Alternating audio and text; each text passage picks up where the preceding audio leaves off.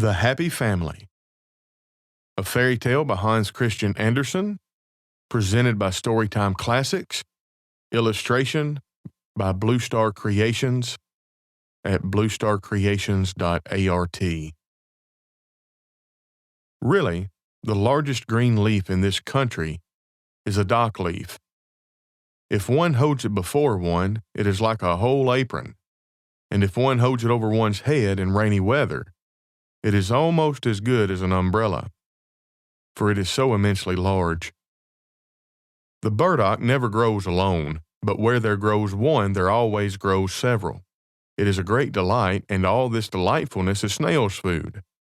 The great white snails, which persons of quality in former times made fricassees of, ate, and said, how delicious, for they thought it tasted so delicate, lived on these dock leaves, and therefore burdock seeds were sown. Now, there was an old manor house where they no longer ate snails. They were quite extinct. But the burdocks were not extinct. They grew and grew all over the walks and all the beds. They could not get the mastery over them. It was a whole forest of burdocks. Here and there stood an apple and a plum tree, or else one would never have thought that it was a garden. All was burdocks, and there lived the two last venerable old snails. They themselves knew not how old they were, but they could remember very well that there had been many more, that they were of a family from foreign lands, and that for them and theirs the whole forest was planted. They had never been outside it, but they knew that there was still something more in the world which was called the manor house, and that there they were boiled, and then they became black, and were then placed on a silver dish. But what happened further they knew not, or, in fact, what it was to be boiled and to lie on a silver dish they could not possibly imagine. But it was said to be delightful and particularly genteel. Neither the chafers, the toads, nor the earthworms whom they asked about it could give them any information. None of them had been boiled or laid on a silver dish. The old white snails were the first persons of distinction in the world. That they knew. The forest was planted for their sake, and the manor house was there that they might be boiled and laid on a silver dish. Now they lived a very lonely and happy life, and as they had no children themselves, they had adopted a little common snail which they brought up as their own. But the little one would not grow, for he was of a common family. But the old ones, especially Dame Mother Snail, thought they could observe how he increased in size, and she begged Father, if he could not see it, that he would at least feel the little snail's shell, and then he felt it, and found the good dame was right. One day there was a heavy storm of rain. "Hear how it beats like a drum on the dock leaves," said the Father Snail. "There are also raindrops," said Mother Snail, "and now the rain pours right down the stalk. You will see that it will be wet here. I am very happy to think that we have a good house, and the little one has his also. There is more done for us than for all other creatures, sure enough, but can you not see that we are folks of quality in the world? We are provided with a house from our birth, and the burdock forest is planted for our sakes. I should like to know how far it extends, and what there is outside." "Well, there is nothing at all," said Father Snail. "No place can be better than ours, and I have nothing to wish for." "Yes," said the dame, "I would willingly go to the manor house, be boiled and laid on a silver dish. All our forefathers have been treated so. There is something extraordinary in it, you may be sure." "The manor house was most likely fallen to ruin," said the Father Snail, "or the burdocks have grown up over it and they cannot come out. There need not, however, be any haste about that, but you are always in such a tremendous hurry, and the little one is beginning to be of the same. Has he not been creeping up that stalk these 3 days? It gives me a headache when I look up at him."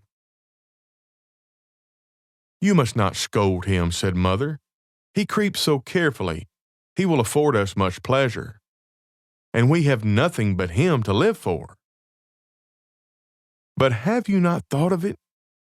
Where shall we get a wife for him? Do you not think that there are some of our species at a great distance in the interior of the burdock forest?" "Black snails, I dare say, there are enough of," said the old one. "Black snails without a house, but they are so common and so conceited. But we might give the ants a commission to look out for us.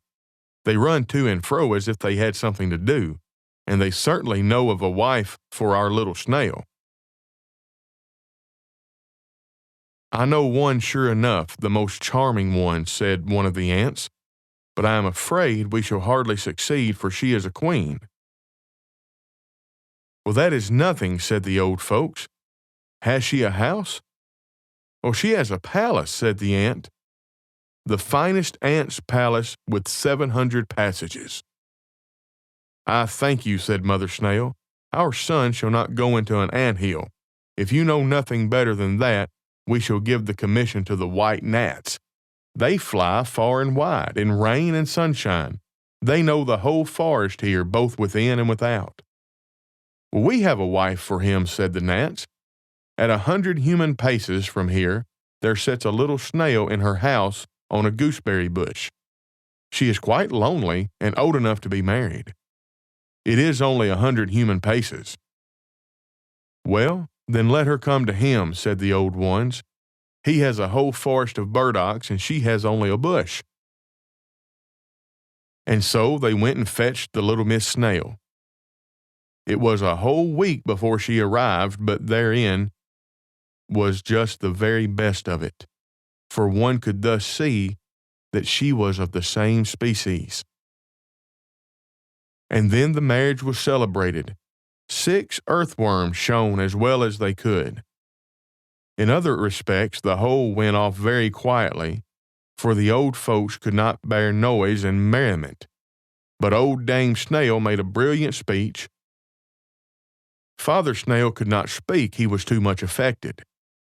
And so they gave him as a dowry and an inheritance the whole forest of burdocks, and said, what they always had said, that it was the best in the world, and if they lived honestly and decently and increased and multiplied, they and their children would once in the course of time come to the manor house, be boiled black, and laid on a silver dish.